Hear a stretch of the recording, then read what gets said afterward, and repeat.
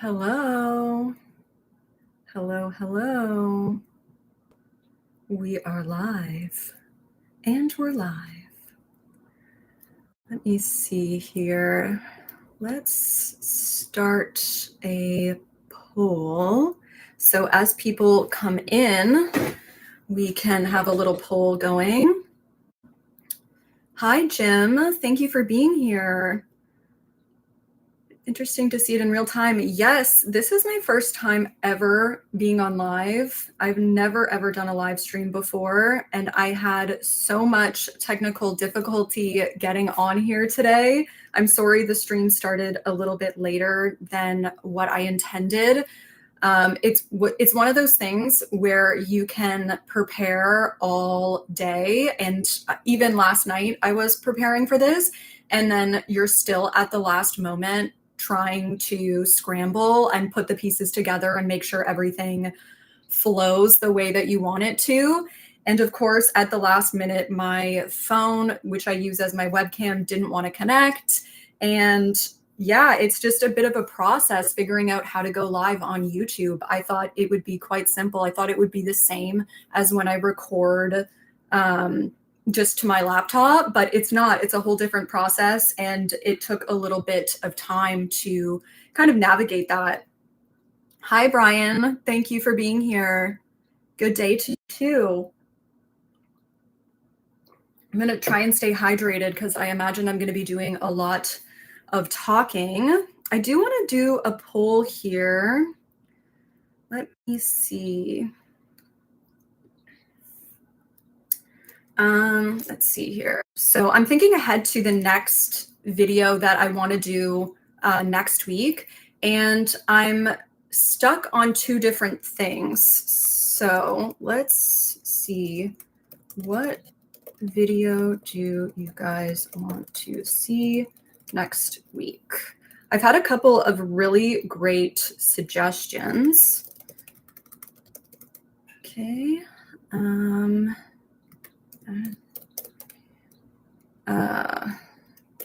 And I've been doing a little bit of research, watching some interesting footage.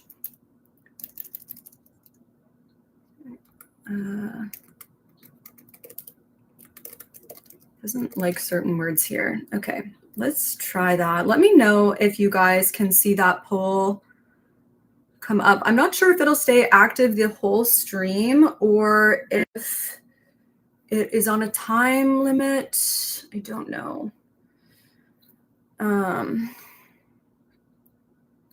It looks like I can see some votes coming in. So yeah, I was thinking about the Prince Andrew because obviously some stuff came out about him pretty recently. I mean, information that we've already known with his ties to Epstein, but I know that he recently just relinquished all his royal titles. Yeah, it feels like it took me a week to figure out how to go live. I feel like I did so much prep and still was trying to navigate everything at the last minute. But anyways, yeah, so Prince Andrew, and I know that there was some questions around some of the RCMP officers, asking them some questions about Trudeau and some of his scandals. So I think that could be pretty interesting as well. A lot of people have been asking me to cover Trudeau, and I've definitely been thinking about it, but he's also kind of been out of the news for a while now. So he's not super topical. I mean, unless we count like the Katy Perry thing, but there's not really a whole lot of footage coming out with that. There's just some photos. So it would be really interesting if Trudeau ends up having to go to court. I will absolutely cover that if that happens. I know a lot of people would definitely want to see some body language and behavior analysis on that. And yeah, I think even if they bring him in for some like general questioning, but right now I was looking at the RCMP officer. I can't remember the name. I think it's Daniel something, but anyways, I know that there was some questions being put forward as to why Trudeau wasn't being investigated or if they had planned on interviewing him. So it looked like there was a bit of interesting body language around that. I think that one would be really interesting to cover. But I'm open to Prince Andrew as well, especially today since we're going to be looking at Harry and Meghan. So this is a little funny story, and this is why I'm actually live today.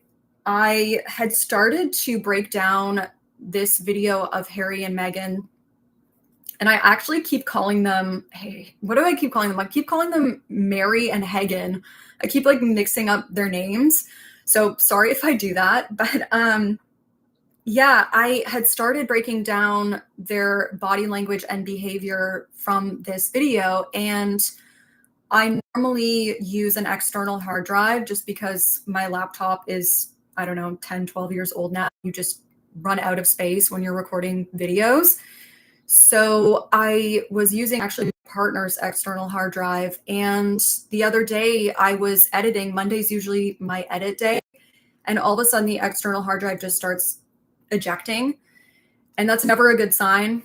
Anybody who has experience, if you do any kind of videography, or maybe you even just use an external hard drive to store information, it's always a risk when that ejects and you didn't properly eject it. And so that happened a couple times, and I kept trying to plug it back in, see if it would read the files, and eventually it just stopped working. So it's probably a lot of you have been there before. It's just like you've done all this work and it's just gone like that.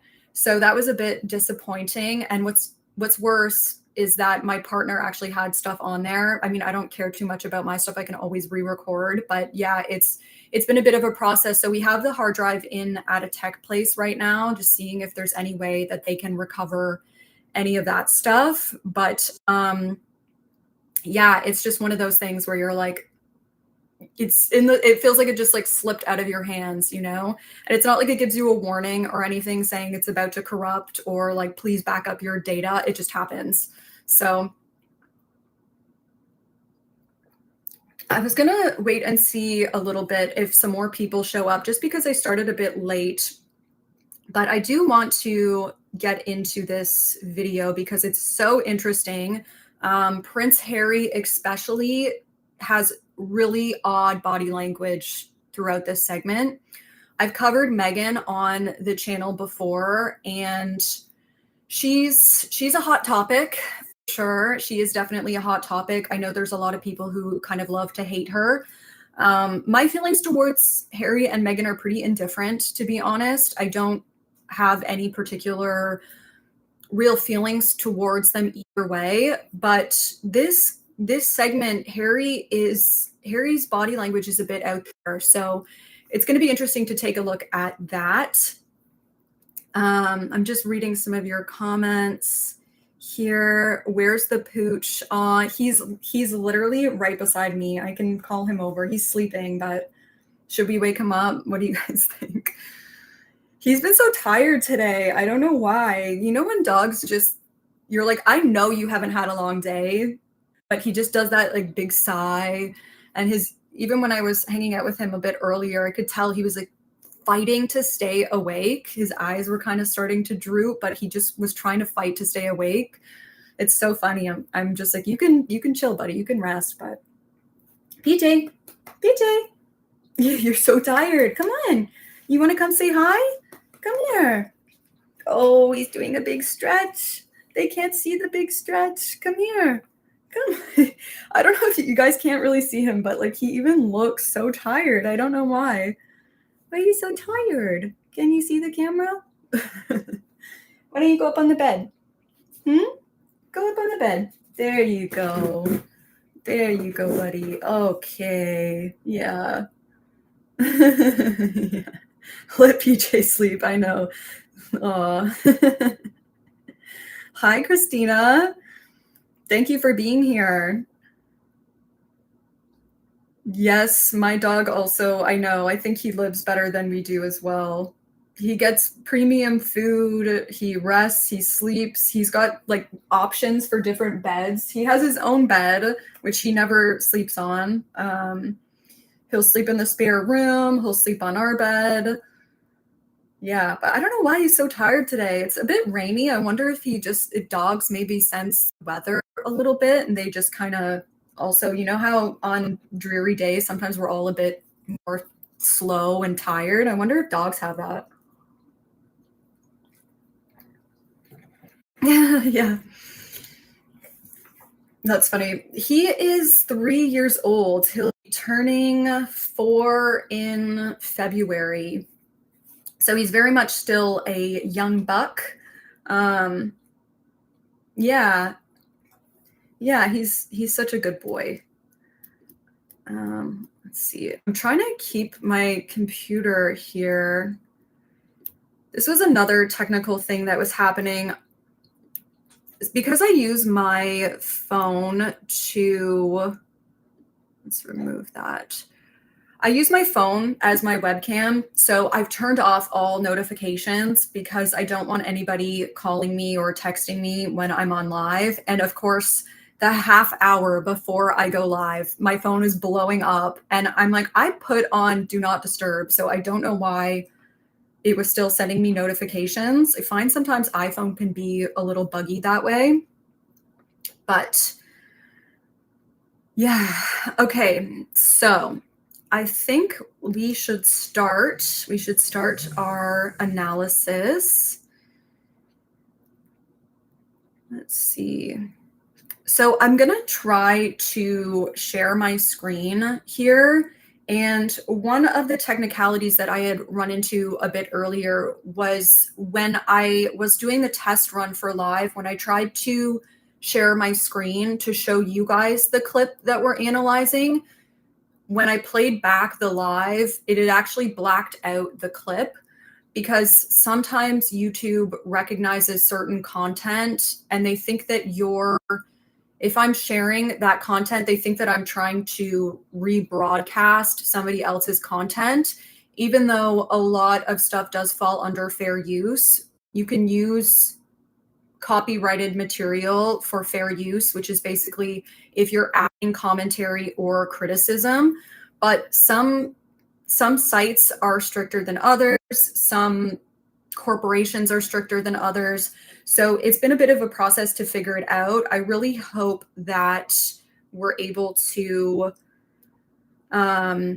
yeah, I hope that when I share it, you guys are able to see it, and that when I play this video back, if people are watching the live later, hopefully they're able to see it as well. Because that's kind of the point, right? I want people to be able to watch it back later.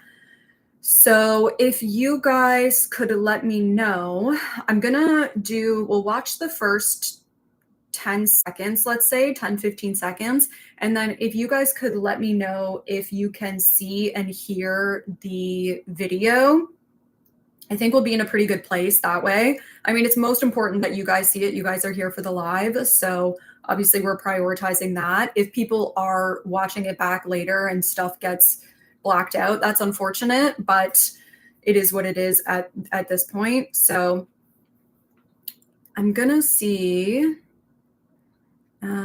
Are you guys all still there? You can still hear me?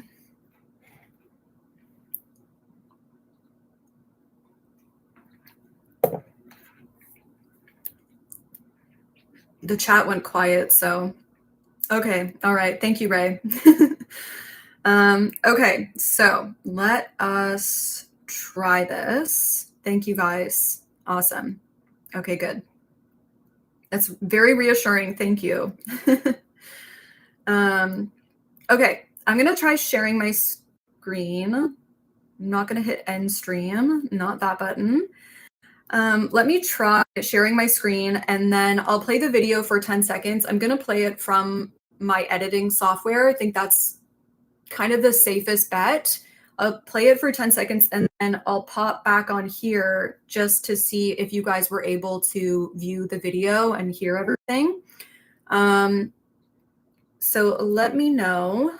And if you can't see the video, I've got one idea as a backup that we can try. I've got like another link we can try and see if that works.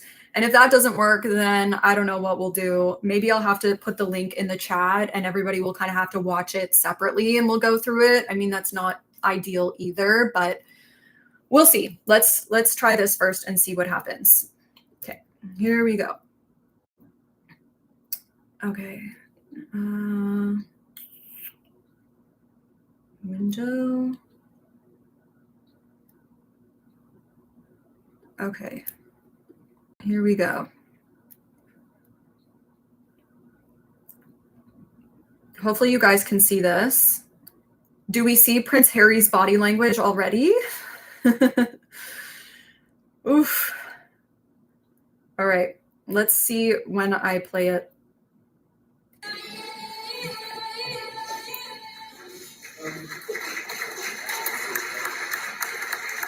Good evening, everybody.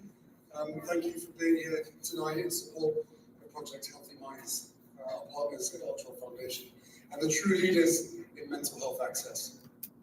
Okay, let's stop. Were you guys able to see that? I'll wait to see what everybody says. And then we can rewatch it if we need to. And if all else fails, then we'll just maybe have a hangout and hang out with PJ. And I was thinking about doing like dog body language, maybe as like an April Fool's Day. Oh, great. Okay, amazing. You guys can see it? Okay, good. Yeah, poor guy. I know. Okay, great. I'm so glad. And you guys can hear it too. We have audio on it as well.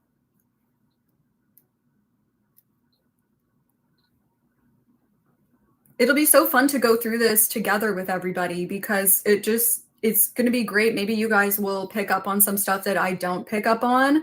And yeah, we can kind of work together collectively to break down the body language. So it should be a fun time. Yes, audio there. Okay, hi, Daryl. Seen and heard. Okay, yay! I'm so happy. All the technical stuff has paid off. All the technical stress. It's all paid off. Awesome. Daryl, do you see who's here? Who has arrived? But the co-host who contributes so much. Okay, so let's watch it again, and then why don't we watch it again from the start? We'll do the first 15, 20 seconds, and then I'll tell you what I see, and you guys can tell me what you see, and we'll have a little chat about it as we go through this video. All right, let's do it. Okay. So you can watch both of them, but Harry is, I think, in this segment a bit more interesting just in terms of his body language overall. So pay attention to what you see.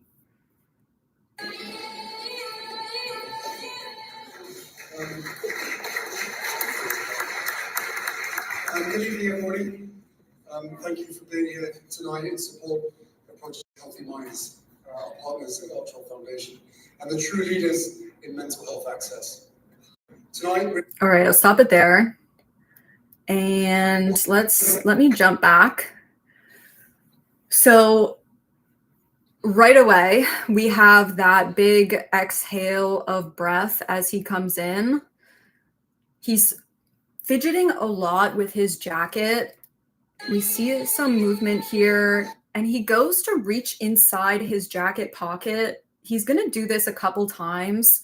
I had wondered if he had maybe kept his speech or if he had something that was important inside his jacket sometime before coming out on stage. Like maybe he had some bullet points or a cue card or something that he was going to reference, because he jumps in there a couple times almost to check if something's still there. Maybe he's checking to make sure his heart rate is okay, make sure his heart's still beating.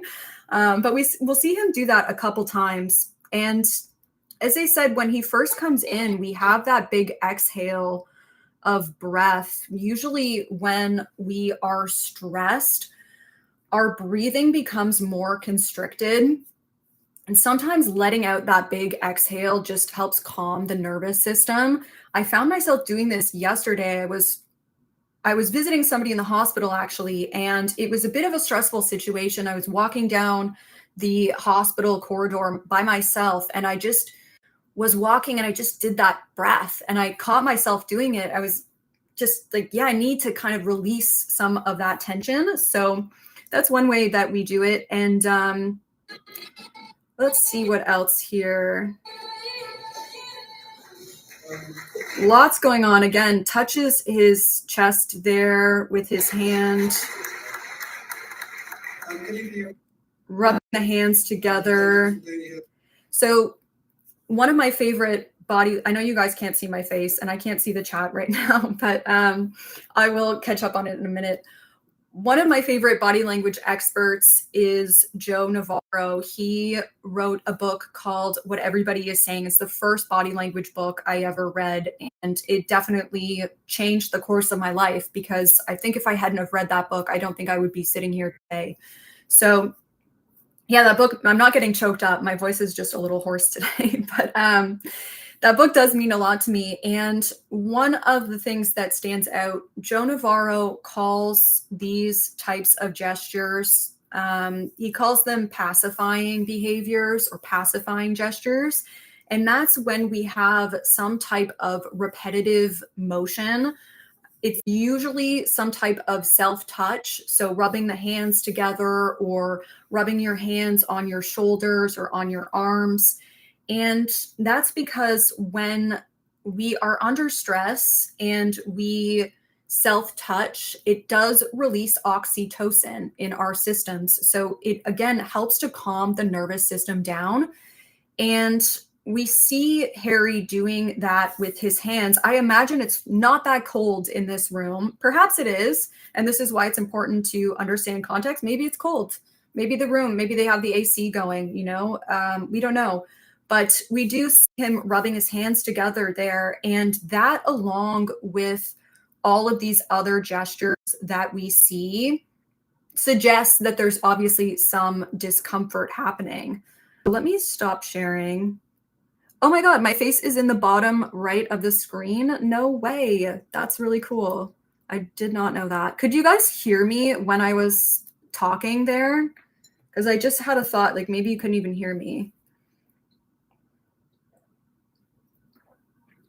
But I think you should have been able to hear me. Yeah? Okay. Yeah, he cannot stand still. And absolutely, he's doing a lot of mouth grooming. There's some weird, he keeps pressing his lips together. Maybe he's biting his tongue or biting his lip a little bit, but there's definitely some mouth grooming there.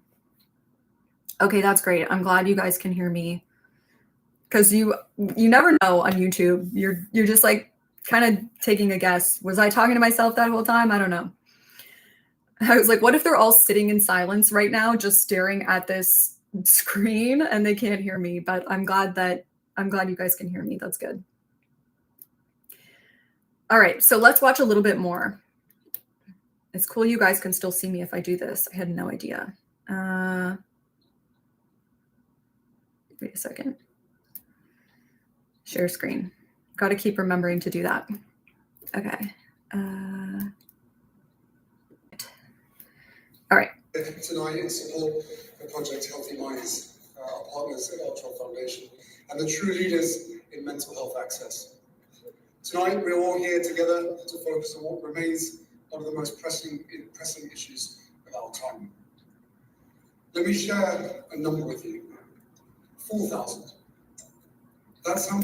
Okay, I'm going to stop it right there just because I caught some things. I wonder if you guys did too. Let me jump back. I wish I could zoom in. Actually, I think I can.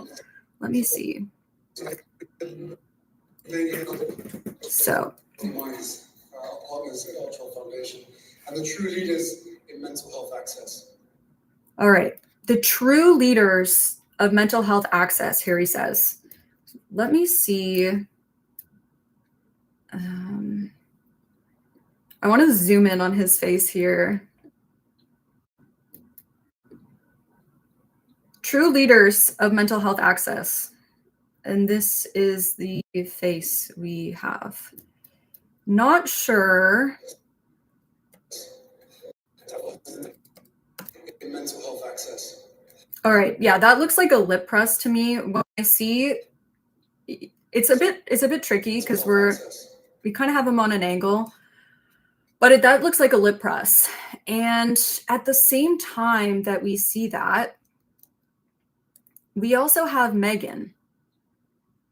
Meghan's body language changes too when he says the true leaders of mental health access. Tonight we're all here. Again, maybe did she have an itch on her nose? Absolutely possible. Absolutely possible. But it's odd to see so much change happen around one sentence there. Harry says the true leaders of mental health access, and then we have that really short lip press. And whenever I see a lip press, in the back of my mind, there's always a voice saying, what are they closing out? What is internal for them that they have to close their lips and press them together to not let any of that information come out? There's usually something. And it's not necessarily that I'm saying Harry thinks that this company is or are not the true leaders of mental health access. But when I see changes like that, I have to think there might be something there. There might be something there. It's worth noting. And yeah, it's just interesting to see that lip press and then also see Meghan's body language change as well. As we see here, her hands are together after wiping her nose and her head is down, bowed almost like in prayer. So I'm curious about that. Let's watch a little bit more because I saw some other things here as well. To focus on what remains one of the most pressing issues of our time. Let me share a number with you. We have some more, just checking the buttons, making sure the buttons are still there on the blazer, making sure no buttons have fallen off. 4,000. There's another lip press. That's how many families the Social Media Victims Law Centre is currently representing. Now, I also have a feeling there is teleprompters on both sides of the stage here because Harry is not saying this speech from the heart. He's not saying this speech from the heart. He's not saying this speech from the top of his head. He's not just speaking right now the way that I am without a script. There is a speech written out that has probably been approved by a team of people, written by somebody other than him, I'm certain. And the reason I think there's teleprompters is he keeps locking back into that spot. We see his eyes. They're either locked in on the right or locked in on his left, but they keep going right back to that one spot. We don't see him speaking openly, speaking comfortably, gazing around the room, talking to certain people here and there. It's just down and to the right or down and to the left to those spots. Let's see what else. Families whose children have been harmed or lost forever to social media. 4,000 cases at just one firm. And that number represents only those parents who have been able to link their child's circumstance to social media. See, that's what I'm talking about. Do you see that? This is him reading from a teleprompter. I don't know if we'll be able to really, like, the video quality is not the best for me to be able to really get in here to see. I can usually tell when people are reading from a teleprompter, when the video is really high def and you can zoom in, you can actually see their eyes going back and forth. They're reading the lines. And if you look really closely, you'll be able to see their eyes moving back and forth. I don't know if that looked weird when I just did that, but anyways, this is his position where he's locked in here to the teleprompter. Circumstance to social media use. Parents who have learned legal action is possible, who have the capacity to pursue it while grieving, and parents who found their way to help in the fight back against some of the wealthiest, most powerful corporations in the world. All right, let me pop back on. I'll stop sharing and let me just pop back on here and see what you guys are saying. I wish I could see the chat when I when I am watching that video. It's also getting darker now. I mostly use natural light. In fact, that's really all I use to film. So hopefully it doesn't get too dark. And what's PJ doing? He's laying down back there. Hopefully he doesn't start licking himself. That would be a whole different type of video. Yeah, she's looking at her watch. When is this over? Oh, I know. Yeah, it feels, I don't know if the word is ironic to say. Like, it feels ironic that they're talking about social media. In the last video that I did covering Meghan, she was on a podcast. I can't remember the woman's name, but it was a very successful female entrepreneur. And this woman had started a bunch of her own businesses.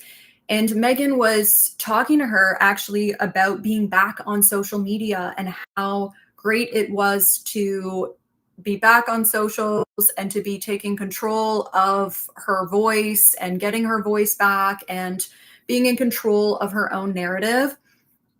So feels a touch ironic to me now that Harry and Meghan are here talking about social media and the dangers of social media. Of course, we know social media has a lot of negative impact on our mental health, and they are talking more about children here. But it's super interesting because it's, in one moment she was kind of praising social media, and now we're here talking about how bad social media is, and we must be careful. We must protect children from social media. We know that Meghan, especially Meghan, I'm not sure Prince Harry's on social media or not, but I know Meghan is, and I know that she absolutely profits off of social media. So it's kind of, it's kind of interesting. Did you guys see anything else? Did I miss anything there in that segment? I've mostly been looking at Harry. I haven't really been paying a lot of attention to Meghan here, but his lip sync in general is very taut, mouth corners back. Yeah, he's doing a lot of mouth grooming. There's a lot of stuff happening around the mouth. And I know when somebody's public speaking, it's probably the mouth dries out pretty quickly. Harry seems pretty nervous to me. You would think that given all the press that he's done and interviews that he's done, you'd think he would feel a bit more comfortable. I know that speaking in front of an audience is always a bit stressful, but you just think with practice, you start to get used to it a little bit more. And it seems here in this clip that he's more nervous than I've seen him in the past. So I wonder if there's perhaps somebody in the room that is intimidating for him, or maybe he was just having a bad day. Maybe he's just having, he's a bit off that day. But yeah, he definitely seems a bit more nervous than he has in the past.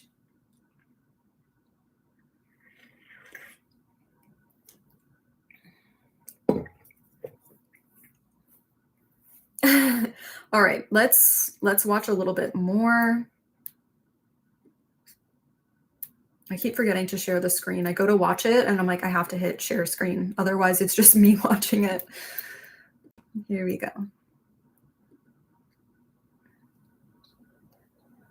And even after this, there may be no road to closure for grieving parents because these companies refuse to disclose their child's information and activity on their platforms.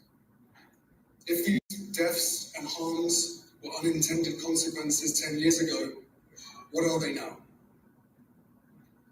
This is a pivotal moment in our collective mission to protect children and support families in the digital age, and we cannot do it without them.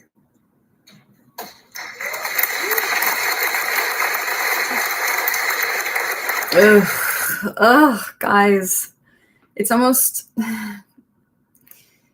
a bit stressful. Okay. Let me go back here. So here's the problem. One thing, if you're reading from a teleprompter and that teleprompter fails or it doesn't catch up, you are left hanging. And I'm not saying that's what happens here, but it is something that you have to be aware of. And so sometimes just speaking from the heart, even if you just have a couple points in front of you, sometimes that's a tried and true method But what I was going to say here, we at least see a little bit more intentional gesturing from Harry.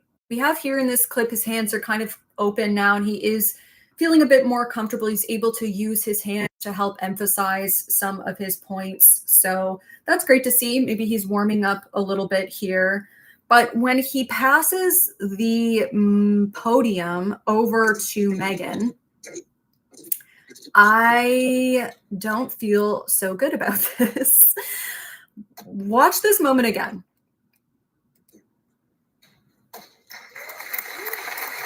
Okay. So feels a bit cold. Okay, he doesn't look at Meghan at all. Still looking at the teleprompter. Did I finish reading my point?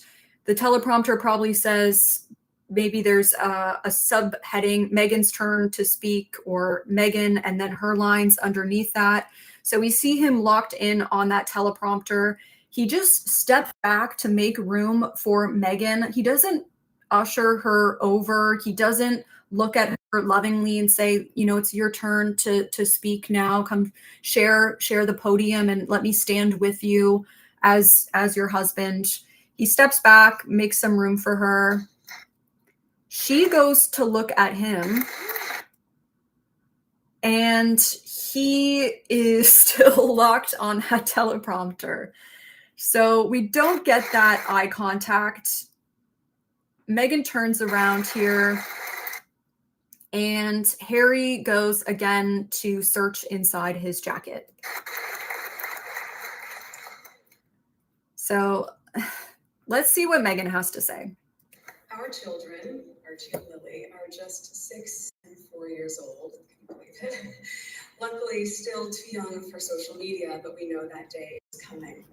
And like so many parents, we think constantly about how to embrace technology's benefits while safeguarding against its dangers. And that hopeful intention of separation is rapidly becoming impossible.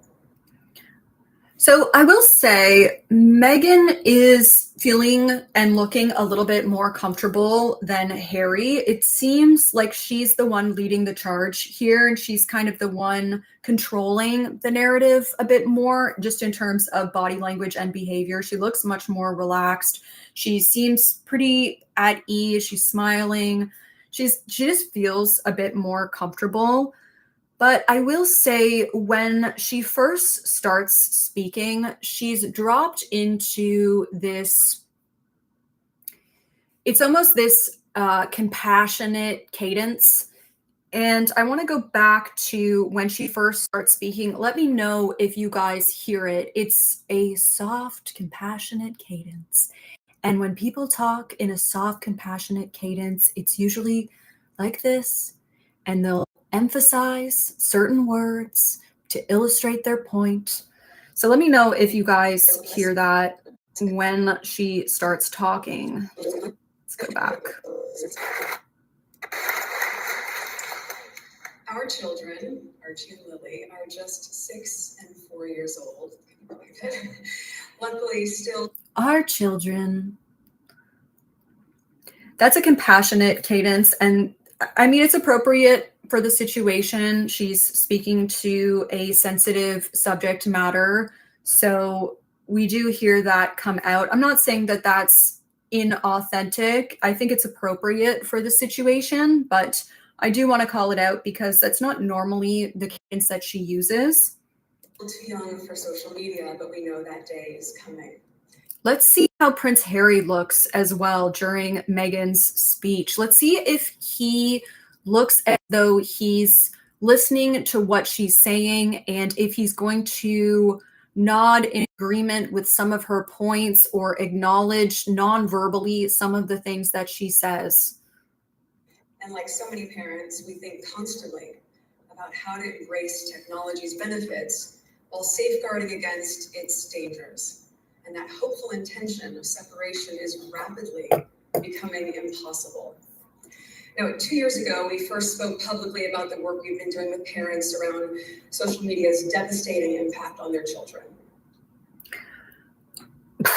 I don't know about you, but Harry looks not impressed. Harry looks like he would rather be anywhere else but in this situation. There was no better place to share this than on World Mental Health Day. Still, he's reading the teleprompter because he's going to need to speak again soon, so he needs to make sure he's following along. Don't miss a beat. With Project Healthy Minds. Their dedication to expanding access to mental health support is exactly what we aim to do by building this community called the Parents Network. We launched. Look at Harry, you guys. Are you guys seeing this? He looks mad. I maybe this is just his face when he's locked into thought, but he looks not very impressed at all, and it's quite a contrast to Meghan. Meghan is able to put on a more poised and a more appropriate expression, I think, given what she's saying, and Harry cannot be bothered. He cannot be bothered to do so. We launched this program a year prior, after we had been tracking the effects of online harms more broadly in 2020. We're doing the research, we're meeting with experts at Stanford who've been trying to be heard. Very interesting. There looked like, let me just rewind here. I wonder if we saw a spike in his blink rate there. Experts at Stanford who've been trying to be heard on the findings that they knew a little bit, and that would only worsen. And our work. Mind you, he's on stage. The lights are probably pretty bright there, so it didn't look like a huge spike to me, but let's see here. And that would only worsen. And our work continued for years quietly, and then so it's interesting to hear Meghan talk about all of this research that was happening, and she's making these points, and we don't see any acknowledgement from Harry. We don't see any type of nonverbal cue that he's listening and in taking that information, or even just feeling present in the moment. It seems like he's just a million miles away. In 2023. And we see some more looking like a little bit of a lip press there. Let's see. Connected with the Social Media Victims Law Center. Oh, back inside the jacket. Where's my speech? Is it still there? Don't know for sure. Whose lives were forever changed by the online harms that ultimately created the tragic fates of their children. And in that first gathering, it was clear that for tell me, you guys, tell me right now. Tell me right now.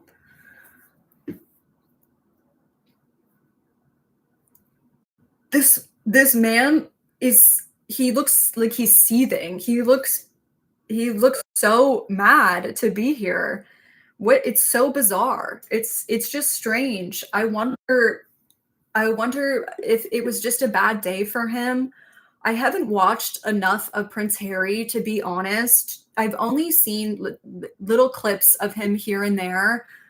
Maybe I'll have to dive into him a bit more on the channel to get a better sense of what Harry's baseline is when he's doing different interviews or speaking to different crowds. I know I've seen some footage of Harry and Meghan when they went on Oprah, and I've seen some footage of him here and there on Meghan's Instagram, but I've never seen this. I've never seen him look like this. All of these families meeting. Let's zoom back out. Let me pop back on and see what you guys are saying. Sharing there. I could tell it's progressively getting darker every time I come back onto this video. It's like the lighting is a little less. The lighting's a little less. Okay. Let's see what you guys are saying. Thank you guys so much for being here, by the way. This is my first ever live stream on any channel ever. So yeah, I was saying before, if you just tuned in, it was definitely a bit of a bit of a curveball to kind of figure it out. It seems like you would just press a button and you'd be able to go live, but it really is not that simple. Oh, there's PJ getting nice and comfortable. Oh my gosh, I'd have to like censor out something here. Hopefully I can block it based on how he's laying. But yeah, it was really quite a challenge to figure it out. So I hope to live stream again more in the future. It's always been something I was interested in doing, but I had no idea how to do it. And I was planning on waiting, honestly, until I had a bit more of a substantial following. But given that I corrupted my video and corrupted the hard drive this week, things kind of just fell into place. And I said, why not just try and go live and see what happens? We can only try, and we learn things as we do. Yeah, you just gotta try and do it and see. That's how we learn. So let's see what you guys are saying here. I agree. She just bumps him out of the way. Yes, that's the actress in her. She is a very good actress. I will give Meghan that. She knows how to perform. I'll say that. Like, I don't know. I know that she was on that game show. She was a model on Deal or No Deal. And yeah, she had to perform on that show. Even though you're just showing something, you're doing something simple, you're still stepping into a role, you're stepping into a character, and you're performing. So I think she has a lot of experience doing that. She also talked about growing up on set. I think someone in her family was a producer or a director. And I believe she had said that she was on the set of Married with Children. So she would have spent a lot of time around acting. And now that I think about it, she also was acting on Suits, I think. So yeah, she definitely has experience doing that. And one thing about actors is they become good at being chameleons. They become good at being able to step into a role, step into a character, and play that character. So I have seen that from Meghan in the past. I've seen her step into her character of Martha Stewart, and I've seen her step into her character of businesswoman, work-minded woman. So yeah, I think that she does do that a lot. It's just weird to see them not interacting very much as a couple. I'm not saying that I want them by any means to do PDA or anything like that, but this could just be two classmates giving a presentation. This could just be two peers. We've probably, most of us have experienced, either ourselves as children in elementary school or high school, or maybe if you have children of your own, you've had to watch them give a speech or a presentation. It's like one of them steps up to the microphone and then they step back, and then the other one steps up, and it's all feels a bit like disconnected. And I feel like we're seeing that here. There's no synergy between the two of them. It's really interesting. You guys see this? The most comfortable. Definitely the submissive one in the relationship. I thought that too. I definitely had a sense of that. Yeah, it seems like she's kind of the one who leads. And I think that's very interesting. It's very interesting. Fidgeting with his hands. If you separate his face top from bottom, they are both unhappy. Yep, he's swallowing heavily. He'd rather be somewhere else. I know. Yep. Ugh, I know. Okay, let's watch a little bit more here. Let's see. Wow, I've already almost been live for an hour. That's crazy. I was doing a lot of chatting though. Let me see also what you guys said in the poll, if that's still active. Oh yeah, it looks like it's still active here. So wow, pretty close. 44% Prince Andrew for next week, and 56% the RCMP officer on the Trudeau scandal. So if you haven't voted, make sure you get your vote in, because I will absolutely do whatever video you guys want to see, and whatever one wins the poll, that's what I'll be covering next week. As long as the hard drive arrives, I did order a new one, so hopefully it arrives in time for me to film and edit. It's honestly the editing that takes forever for me. I can sit down and record, but it's just the process of editing. It can be really time consuming. Okay, let's watch some more here. See if there's something else. Let's see what other body language stands out. Here we go. Others who had endured a similar experience was comforting, but more than that, it was unifying. We felt the collective strength of this community coming together to heal and feeling compelled to act in a much more public way, which is what we began to do. Okay, there's my classmate now stepping up to the microphone. Does he avoid her eye contact here? Let's see. Oh, a little bit. A little bit. Let's see. Let me zoom in. I love to zoom in. I always forget how to use this. Okay, let's watch that again. So she looks over at him and he looks down. Actually, his head goes down. Since then, I wonder if they're in a fight. I wonder if they're mad at each other. Look at. I don't love that, you guys. I don't love that for them. That was. Let's watch it again. I don't love it. Let's watch it again. Okay. Since then, as our work grew. Oh, I'm sorry. I'm pausing too much here. I should let the clip play, but I see things and I have to call them out. Look at Meghan's face after that moment. After that just happened, and she goes to make eye contact with Harry, and there's no eye contact from him. In fact, his head goes down basically to avert her gaze. And then we now see a lip press from Meghan and what looks like an eye block. Let's see. Then, as our network grew, we've seen A little bit, eh? Little bit of an eye block there. Since then, as our network grew, we've lip lick, lip press, eye block. A lot happening. A lot going on. Definitely some major indicators of stress, and look at her hands as well. The hands are no longer relaxed. They're, before we saw them kind of hanging a bit lower. They are gripped pretty tightly there. She's holding on to something. Gotta hang on to her own hands here for the emotional support that she's not getting here from Harry. Let's keep watching.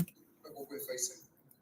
We've witnessed the explosion of unregulated artificial intelligence, heard more and more stories from heartbroken families, and watched parents all over the world become increasingly concerned about their children's digital lives.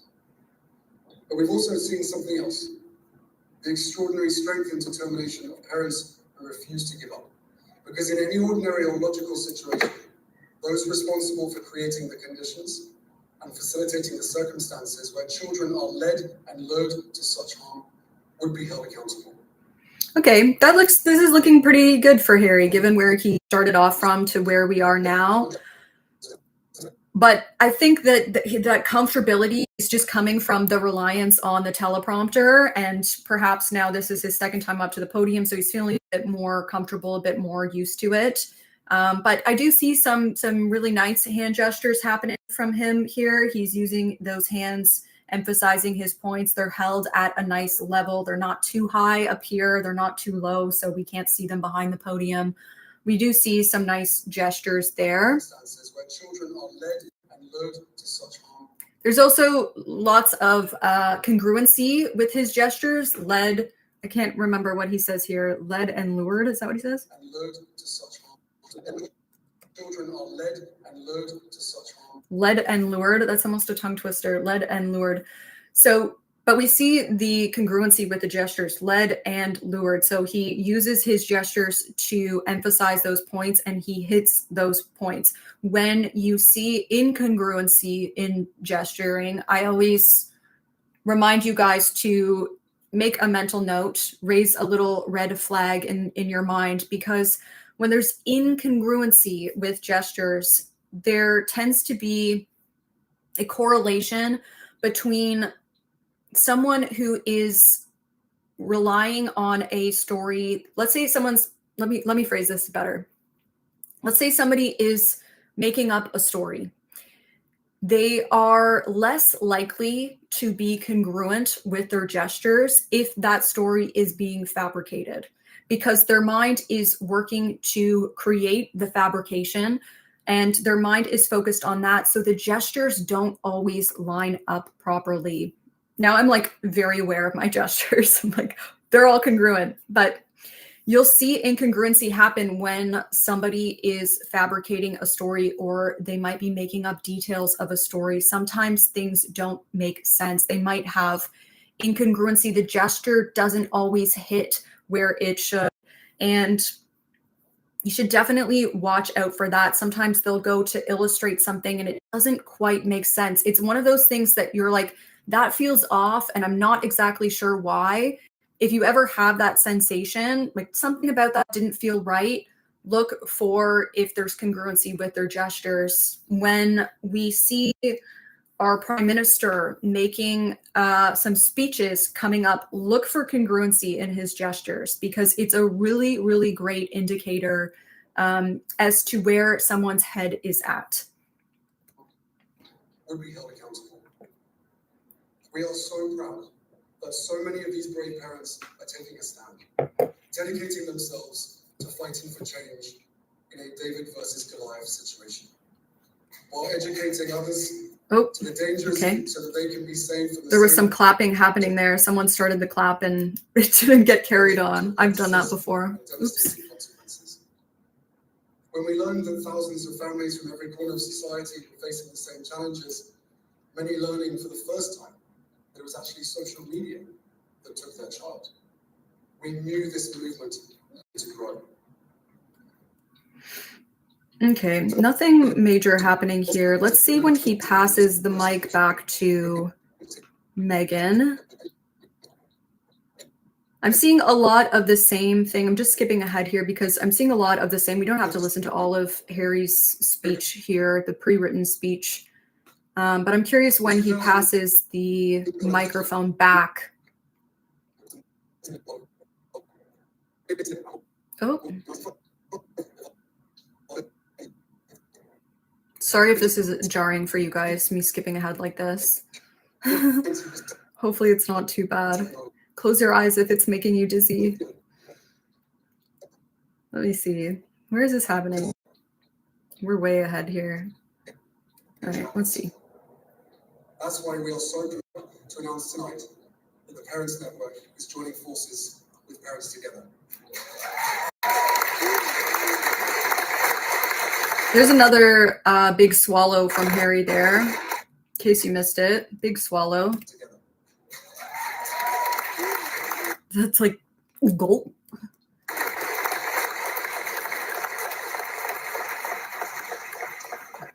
I will say Meghan looks quite stunning here. I will give her that. Absolutely. She looks great. All right. Let's see the Passover again. Let's see if things look better or worse or the same as they were the first time. Let's see if he looks at her.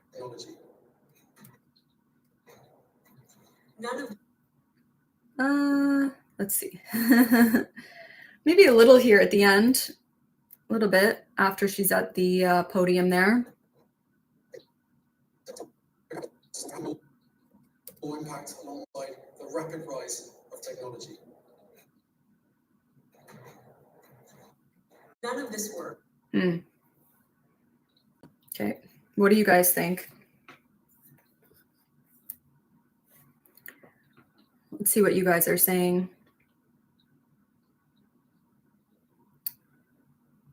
If that's not submissive, I don't know what is. Oh my gosh, I know. Yeah, it definitely seems like she leads the relationship there. It seems like she definitely feels a lot more comfortable and she's kind of the one, leading the charge. Jim, what's an eye block? An eye block is when somebody closes their eyes like this and they continue talking, and it's a bit of it almost looks like a prolonged blink. Usually people eye block when they are trying to close out information. It's a way to essentially create a barrier. So if somebody is a part of a conversation that they no longer want to be a part of, or they are hearing something they don't want to think about, they will sometimes eye block. You'll see maybe your boss has done this, or a coworker, or you're talking to someone and they're like, yeah, I got it. And you'll see that eye block happen. It also comes out, like I said, when somebody is trying to block out a stimulus of some kind. So if people are trying to retrieve data and they have to go into their brain to retrieve a piece of information, sometimes it's helpful to eye block to essentially block out stimulus around you. You don't want to be intaking more information through the visual sense. So you actually close your eyes to think, oh, when did that happen? Let me think, oh, it was Friday. That was Friday.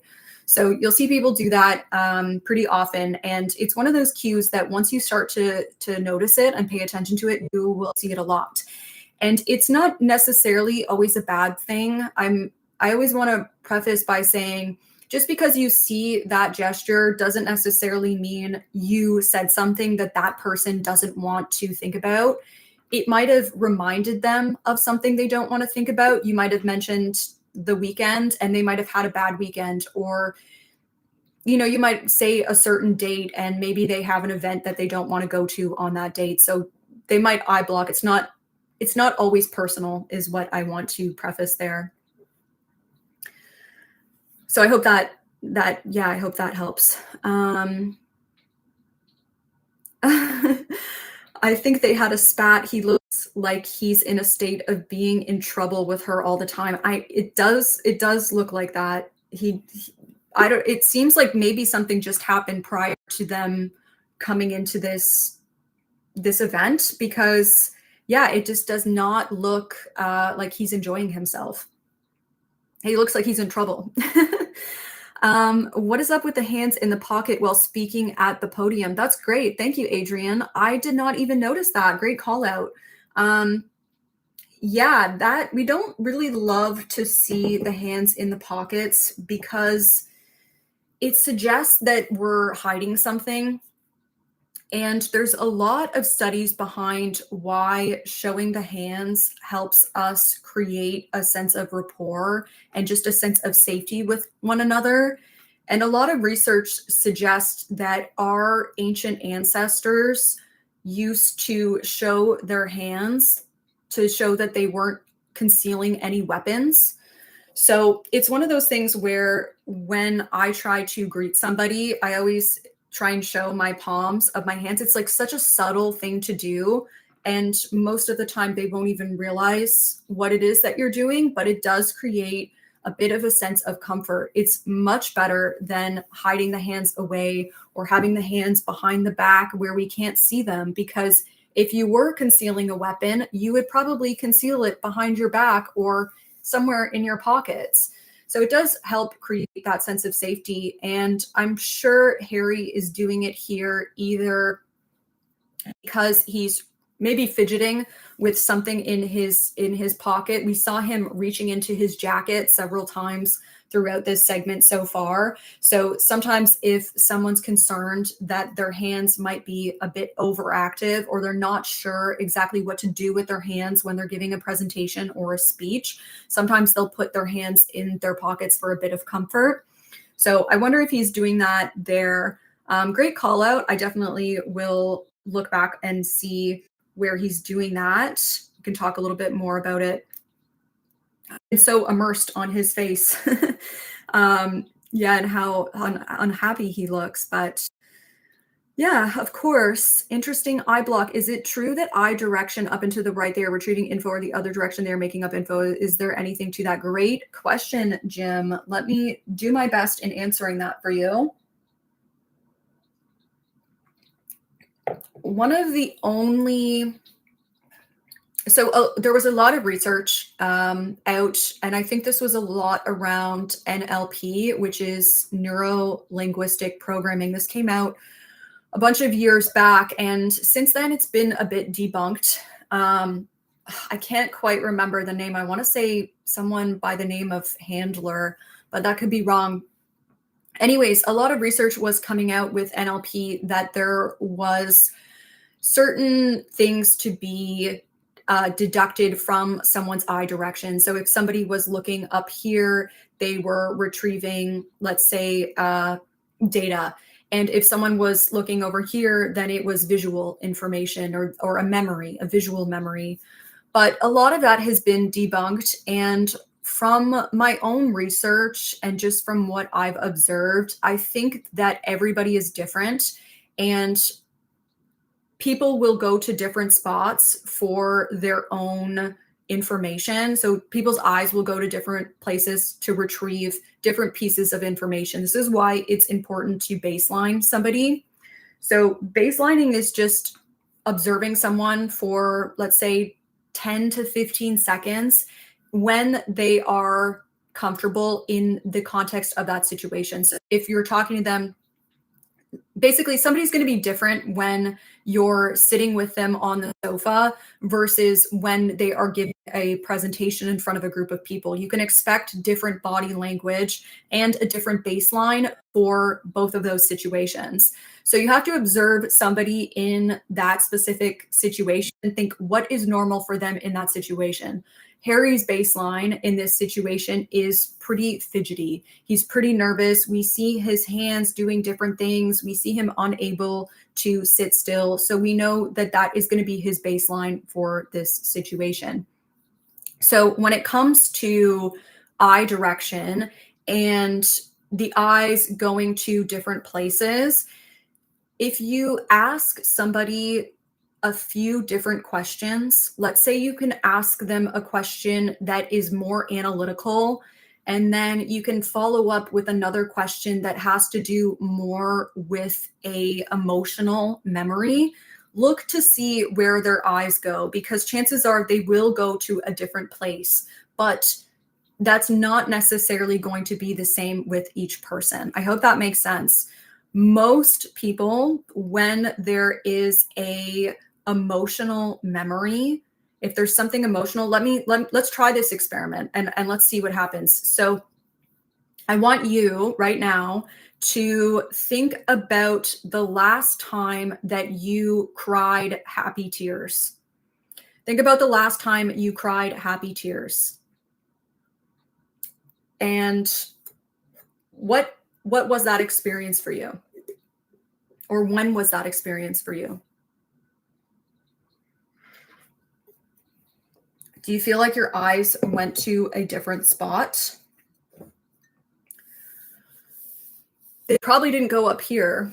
They might have, but a lot of the time, I would say majority, when there's something emotional, usually people go down. It's usually down into the right, sometimes down to the left, but I feel like it's mostly down into the right. People store some type of emotional memory down here. Jim, sideways and to the right. Okay, interesting. Brian, when my daughter got married. Oh, that's so sweet. Aw. But it was subtle. Up and to the left. Okay, interesting. So Daryl, you went up and to the left. That's really interesting. I wonder what that memory was for you, and if you were thinking about something, yeah, more visual or more analytical. Maybe you were thinking about the date. Can't remember the last time. Aw, that's okay, Ray. Peachy's stirring from his nap. Aw. Yeah, you're so good. Yeah, so anyways, point being, people go to different places. We've had a couple different things in the chat here, people saying they went to different spots to retrieve different information. But yeah, I think that the most common one with emotional memories or something that causes and stirs a lot of emotion, I do think people tend to look down and to the right. But again, it's important to baseline. People are different, and there are gestures which transcend culture and transcend age and gender. But everybody is their own unique human being. So it is very important to baseline and kind of understand, different things. People have different idiosyncrasies that make them unique. Some people have different little twitches that they do, and that's unique to them. Or some people do certain things when they're nervous. I used to always pull on my ear when I would get nervous. That was one of the self-soothing gestures I did. I would kind of pull on my earlobe a little bit. I stopped doing that in like the last 5 or 6 years. I think now, like just starting to become more aware of body language and behavior, I find other ways to go about when I'm stressed. And actually, I kind of do what Harry did at the beginning. I tend to kind of rub my hands together. It's not terrible. It's not a bad gesture. It looks like, maybe I'm plotting something. Good thing my eyes don't like shift around when I do it. But yeah, I noticed like when I was in school and I had to give presentations and I was nervous, that would be one of the things I found myself doing a lot.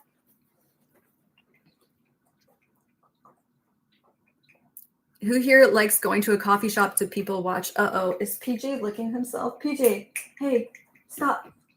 Hey, this is not only pause, PJ. I'm gonna get demonetized. I'm probably gonna wrap up soon, guys, because I can tell little boy here is getting a bit restless. He's probably starting to feel hungry. But we'll wrap up with one more clip. We'll jump to the end here. Hello, you're so good. You're so good, a little snoot. Yes, yeah. I know he's just slightly out of frame here, but okay, yeah, you're good. I know. Yeah, I know. We can do ASMR with PJ with the microphone. He wasn't impressed. I know. It's like, I don't mind him grooming himself, but like, please not on the bed and please not on camera. But yeah, people watching is the best way to learn body language. I used to love to go out and do that, go to the mall, go to the airport. The airport is super interesting. Yeah, there's some really, really unique places to go and spot body language. I mean, yeah, just stepping outside and observing people is great, but there are certain places that tend to, you'll tend to see different types of body language. Like the airport is one of them. People are in such a hurry. Some people are feeling more frantic. Some people are excited. Some people are super chill and relaxed. It's a really cool place. A hospital, not that the hospital is a great place to visit, but I mean, in emergency rooms, you will see all types of body language there. Some that you don't want to see. So maybe not the hospital, but it was one of those places that kind of came to mind. And yeah, just even sitting in a coffee shop or sitting in your park and writing down some of the body language that you observe, some of the things that stand out to you, and kind of starting to make sense of what do I think that means, or what do I think is happening in that moment. One of the best ways that I learned body language and learned to start training that part of my brain to pay greater attention. I'm going on a rant here, I'm sorry, but one of the things that the thing that I found difficult when I was first learning body language, I always felt like I had to flip this switch.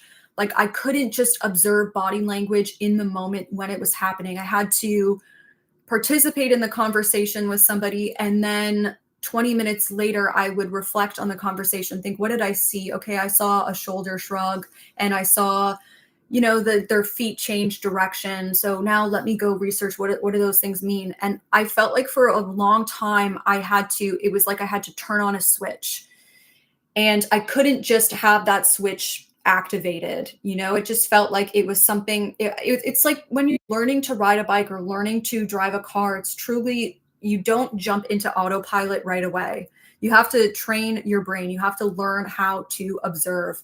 And anyways, all of this to say that one of the best ways that I learned was by watching television programming, watching reality TV, or even things on the news, or interviews. Interviews are a great one.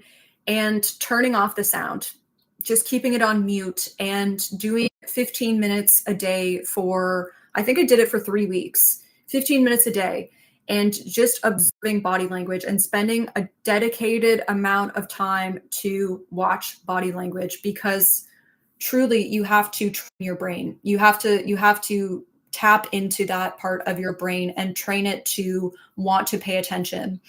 And so now it's a lot easier for me to see things as I go and to be present in a conversation, be able to still, not pause or think, what did I see there? What does that mean? Now I can kind of be present and still be picking up the body language as I go. So it's super fun. It's a super fun little hobby to have, honestly. And it does, like, it feels a bit like a superpower in some ways. It's one of those things sometimes you wish more people knew about it. That's one of the reasons why I started a YouTube. And because, yeah, you kind of want other people to be like, are you seeing this? Like, did you see they said something, but they didn't really mean it. Their body language was just not matching the words that they were saying. So yeah, it's a fun little thing. But anyways, that's my rant. Sorry, I went off on a tangent there. Courtroom, that's a great one. And yeah, Jim, exactly. That's exactly what I mean. Like that adjustment from real time. Oh, he's moaning and groaning over there. Okay, let's do a last little clip here, and then I'm going to wrap it up. Let's do one more. We'll just jump to the ending here and see how Harry and Meghan kind of leave things, how things kind of flow on their way out, if it looks better or worse from where we started. All right, let's check it out. And yeah, Ray, great skill for anyone following politics. One of the, politics, I think, is number one for a lot of people, because people always want to know, I think, two things, actually. Like, people want to know if they are being lied to, and people want to know if somebody likes them. Does that person like me? Do they like me either romantically or platonically? But those tend to be the two things: deception and yeah, do they like me? All right, let's jump in. Last little bit here. I'm going to jump ahead. Let's close this. Oops, I really zoomed in, didn't I? I'm always zooming in. I'm always inspecting. All right, we'll just jump here. Let's see how it goes. Commitment, as well as the acknowledgement that we need to reach more families to create greater and faster change. Together we can and we will build the movement that all families and all children deserve. We know that when parents come together, when communities unite, waves are made. We saw some more nodding there from Harry. I don't know if you guys caught that. That's pretty much been the first time that we've seen so far him acknowledging what Meghan's saying and not just like standing there totally stoic and reading the prompter.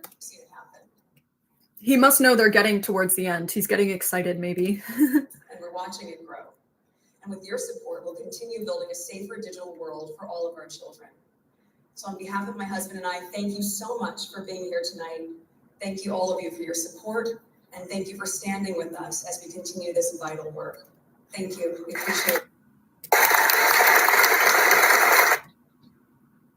Okay. So not bad, but let's watch that one more time here. Thank you. We appreciate it.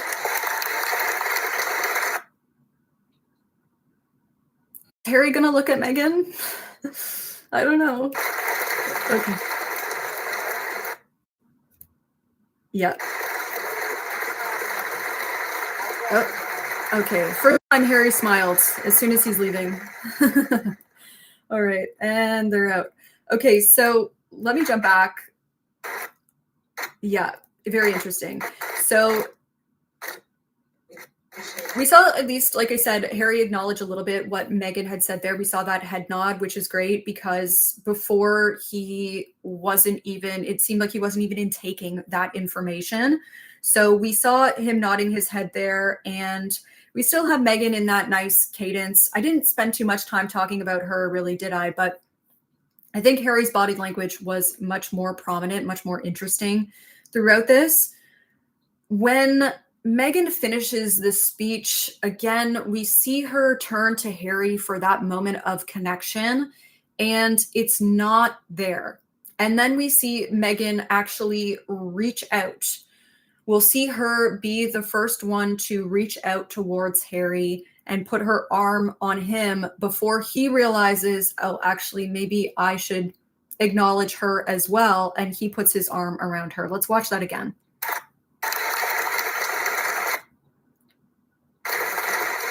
Okay, there's the arm. And okay, let's go. There we go. All right, yeah, and he ushers her out there, so that's nice. Let me jump back to the very beginning. I think this clip, let's see.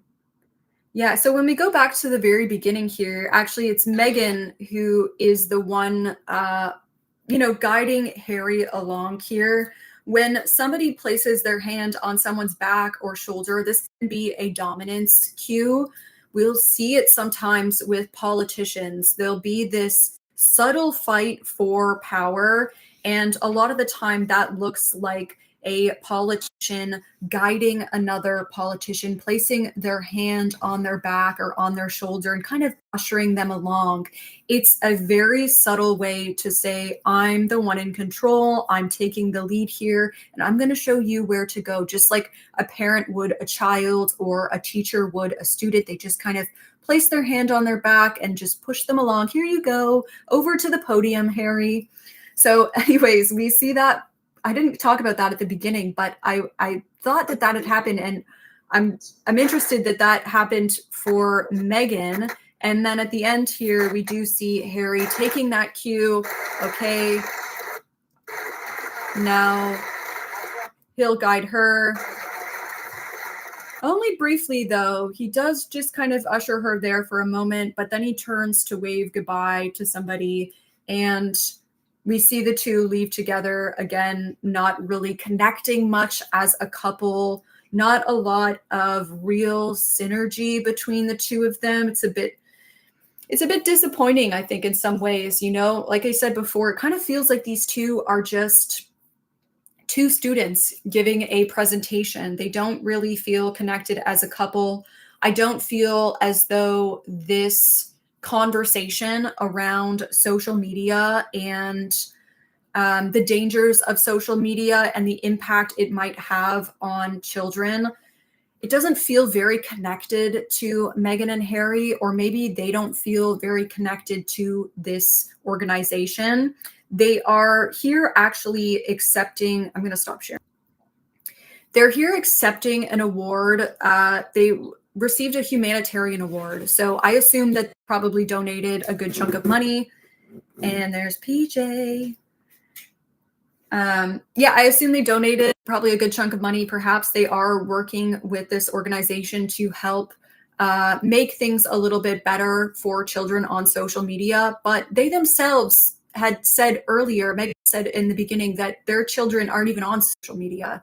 So, I mean, I think I can understand it. I don't have children of my own, but I think that they're maybe thinking a little bit ahead, and our children will eventually be on social media. So what do we want that social media to look like? I mean, your children don't have to be on social media if you don't want them to be. That's really your decision, I think, as a parent. But, it's a big world out there, and technology is changing so rapidly, as we all know, AI and all of these major advancements. But yeah, it just feels like they're a bit disconnected to it for me personally. And I think we saw some of that come out in their body language today. I think when empathy is scripted, I think the physiology doesn't match. So I think because they are here just reading a speech, which maybe isn't coming actually from a heartfelt place for them. And again, that's a bit of conjecture. I'm not sure, but it just feels like they're reading from a script and they're accepting an award, and they're just reading a script that somebody else wrote and just showing up to kind of show face. So for me, overall, I think it was a bit, perhaps, I don't want to say disappointing, but I do feel like it's disappointing. I don't see a a connection between the two of them as a couple. I don't feel a connection in their body language to the words that they're saying, and that's because that speech is pre-written. So yeah, what did you guys think of that? Thank you so much again for being here. You know, it really it warms my heart, you guys. Thank you.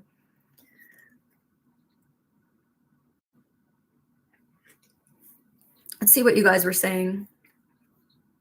Oh, the airport. Yes. Sorry, I'm jumping back a bit on some comments. Brian said, yeah, I'm thinking a courtroom. I know I talked a little bit about that before we jumped back in, but yeah, I want to find some body language footage from some court cases, because I'm also super interested in that. I love seeing people on the stand giving testimonies and being questioned. I think it's so great, but I haven't really found one that's very topical at the moment. I think I said earlier, perhaps if Trudeau ends up going to take the stand, we'll definitely be covering that on the channel. I'll be all over that one for sure. But yeah, it tends, I find a lot of footage is from the States, and some of it's a bit more niche. So I don't know if a lot of people right now, a lot of my subscribers and viewership is from Canada, and which is where I am. And yeah, so I don't know if sometimes if I cover more like niche people from the States, I'm not always sure it's going to reach my audience, but it's definitely something that I want to look a little bit more into. I also try and stay away a little bit from some of the more dark stuff. I've covered some missing children on the channel, and I think that those are really important things to cover, because it becomes pretty obvious when a parent is lying in that situation. It's such a heightened and rare state for somebody to be in, that when you see things that don't match up in terms of body language and behavior, it gets pretty easy to know when a parent has some involvement. So I have covered a few of those, but yeah, I try and stay away from like too dark of stuff. I just don't like things that get really, you know, vulgar or just like brutal in some ways. Yeah, but court stuff is interesting to me, you know. Yeah, if there's stuff about fraud or yeah, embezzlement or things like that, I'll keep my eyes open for anything that comes up with that. Let's see what else. Jim, I was watching a video of a police detective interviewing a suspect, and I was thinking she's innocent, and he was definitely thinking the opposite. And I bet it was because he better at body language. Yeah, it's a skill that should be taught. Absolutely. I wish that, you know, there's not really a way to get, you can't get, people ask me what's my education all the time, and I'm like, there's not like a degree in body language. I honestly wish there was. That would be really cool. I would absolutely go and do that if that was a thing. But I mean, you could study behavioral science, you can study psychology, but really body language is not something that is always taught. I'm sure in policing they must cover some of it. I would hope that there's some coverage on it, because it would make a lot of sense for them to have some major skills in that area. Yeah, I think that that's super important, and all police officers should be aware of body language and behavior. It's so indicative of people's true emotions. Let's see what else. The look on his face. You guys see this? Like, looking pretty comfortable over there. Looking pretty comfy. Wasn't that what he was getting at in his book Spare? I didn't read Spare. Why did he call it that? Do you know why he titled it Spare? From the royal family. That is very true. You got to think the royal family probably has their own set. I mean, Harry would have grown up in a very outlier type of environment, certainly an environment that most of us would have zero experience in. I can't imagine some of the traditions and customs that were, that just were everyday for him, things that, we don't have to experience. And I'm sure that that would have had an impact, as well as Diana passing. He was quite young when that happened. That's absolutely tragic. And I'm sure that he's probably carried that through his whole life, especially given that it was, so public. That just adds a whole other layer to it, really. But he is an adult, and, he's got all the money in the world to have, he's got all the resources at his fingertips. I'm not saying that justifies anything, but yeah, certainly he's in a very privileged position, and help is there for him. Let's see.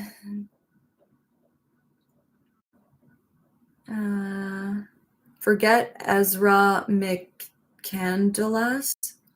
I'm not sure who that is. Spare as in the backup plan if something happened to William. Oh, I see. Like he's the spare human. I see. So now that Harry has stepped down, but he still is titled prince. But if something were to happen to William, does that mean would Harry then become king? I don't know. I don't know too much about royals. I should really research a bit more. Plus, I know that they had stepped away from their royal duties. So if anything does happen, like obviously Charles is king now, but if eventually we'll see William, and then if something happens to William, does that fall to Harry? Or would that go to one of William's children? That's really interesting, though. I see Meghan and Amber Heard as two of a kind. Yes, the similarities. It would be interesting to see the similarities of behavior and conduct in these public settings, a side by side of similar behavior. Yeah, I've been thinking about doing a body language face-off. I honestly thought about doing it with Pierre and Carney, because I think that would be really interesting. And it doesn't matter where you stand politically on YouTube. People will absolutely troll you in the comments regardless. I have called everything from a mega Trump apologist to a radical left liberal. It doesn't matter where you stand politically. People will have something to say anyways.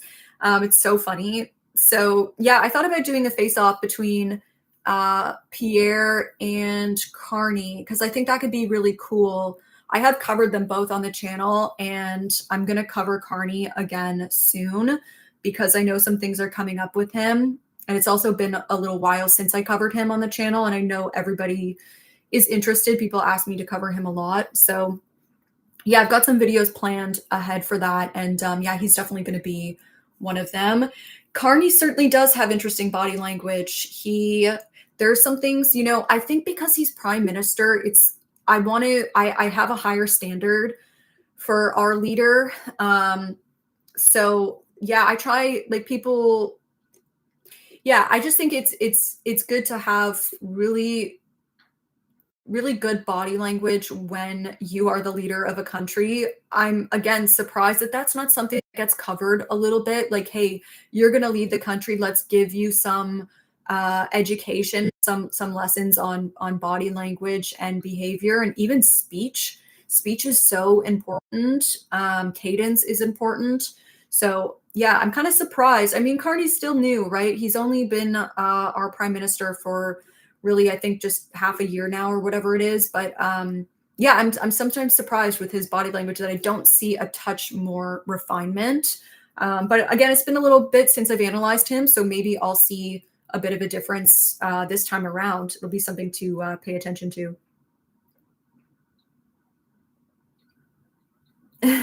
I'm a small C conservative. I'm called every name in the book from pretty moderate positions. Yes. Yeah, you can be basically, you can be moderate, but to somebody else, you're extreme, So it's just, it is what it is on YouTube. You just gotta roll with it. Hey, my family sisters were in the same class as Carney. We have his elementary school pictures. He looked like a beetle. Oh my God, Jim, that is so cool. That is so funny. He looked like a beetle. Wow.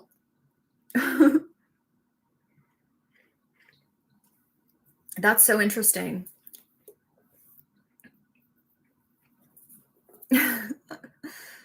Oh no. Carney's posture is the same as Mr. Burns from The Simpsons. Oh no. That's funny. Yeah, when I did that video analysis of him the first time, I looked at a video of him with Trump. And yeah, he had terrible posture. I don't know why. Like, it's so, mind you, my posture is maybe not the best right now. We're all like, once we talk about posture, everyone's like suddenly sitting upright. But yeah, he had really bad posture. And I remember his hands were behind his back a lot of the time when he spoke, and it brings the shoulders forward a lot when you do that. So it just wasn't a great look, especially standing next to Trump, who is pretty large and in charge. He's, his chest, like Trump stands with his chest facing out a lot of the time. So it just looks like such a difference between the two of them. And I think I made the reference in the first one. It was like, the cartoons of like the big dog and the little dog, and the little dog's like beside the big dog. It kind of felt like that when I saw them standing next to each other. But yeah, it's just surprising. You just think that like someone in such a high position, and leadership is important, and having good body language does play a lot of it matters a lot. It matters a lot in terms of leadership. So I'm just surprised that, yeah, like there's not more of a effort put into refining body language.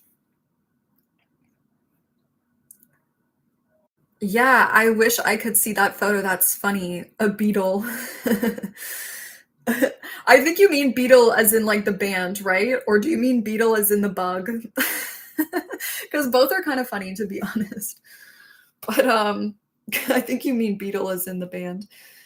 Yeah. No, yeah, it was terrible posture for him. So, but yeah.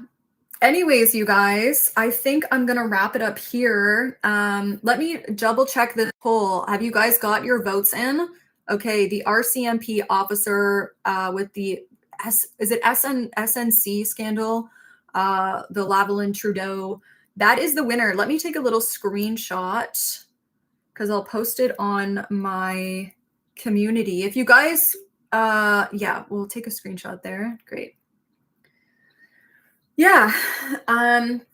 Well, thank you guys. So that will be the next video that I do. Hopefully the hard drive arrives earlier rather than later. I'll really try and get an edit in. So I was posting regularly like every Wednesday. That was kind of the schedule that I set for myself.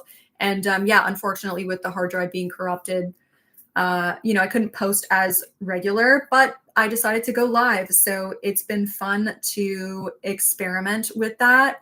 Oh, you got a notification? You just got it now. I wonder why I did that. I had set the live for 4:30 and it was 4:25 and I was literally sitting here starting to sweat because I was having so much technical difficulty. So I postponed it to 4:45. I wonder if that's why, but it's weird that it's like almost 6:30 now where I am anyways. So yeah, I wonder why. That's strange. I wonder, and maybe that has something to do with it. Maybe there's like a time zone thing if you're somewhere else. I don't know. I'm not sure, but you would think it would send a notification like out to people when you go live. So yeah. Oh, thank you, Brian. Thank you guys so much. Yeah, thank you for being here. I still haven't got the notification. Well, it'll probably send you one tomorrow or something like that. Did you guys just see PJ? But anyways, you guys, yeah, I'm going to wrap it up here. Thank you so much for being a part of the conversation. I really appreciate you guys being here. And if you're watching this video later, then I hope it was interesting and educational. I hope you learned something. And yeah, I'm really looking forward to covering the RCMP and yeah, seeing what kind of body language and behavior we can uncover. So PJ, come say goodbye. Come say goodbye. Okay. Bye. Say bye to everybody. Can you sit? PJ, come. Good boy. All right. You want to say bye? Come, sit here. Okay. Well, you know, he's doing his best, you guys. He's doing his best. Bye. Bye, you guys. Bye. Thank you so much again. I really appreciate it.